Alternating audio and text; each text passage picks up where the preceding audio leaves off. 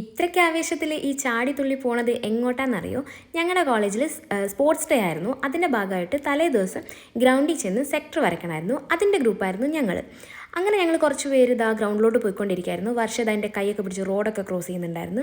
അങ്ങനെ ഞങ്ങൾ നല്ല ആവേശത്തിലാണ് ഗ്രൗണ്ടിലെത്തിയത്. പക്ഷേ അവിടെ എത്തിയപ്പോൾ എൻ്റെ പൊന്നോ ഒടുക്കത്തെ വെയിലായിരുന്നു, സഹിക്കാൻ പറ്റുന്നുണ്ടായിരുന്നില്ല.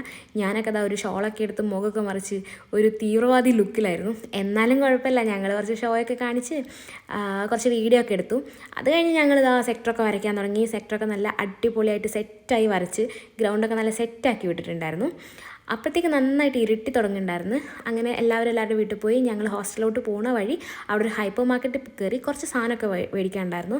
അങ്ങനെ മേടിക്കുന്ന സമയത്താണ് ഞാനിതാ അവിടെ ചോക്ലേറ്റിൻ്റെ സെക്ഷൻ കണ്ടത്. അപ്പോൾ ഞാൻ വെറുതെ കുറച്ച് നേരം നോക്കിയിരുന്നു, ഒന്നും വാങ്ങിക്കാനൊന്നും നിന്നില്ല. പിന്നെ നന്നായിട്ട് വിശക്കുന്നുള്ളതുകൊണ്ട് ഞങ്ങളിതാ ചായയും നഗറ്റ്സും ബർഗറും ഒക്കെ കഴിച്ച് തിരിച്ച് ഹോസ്റ്റലിലോട്ട് പോന്നു.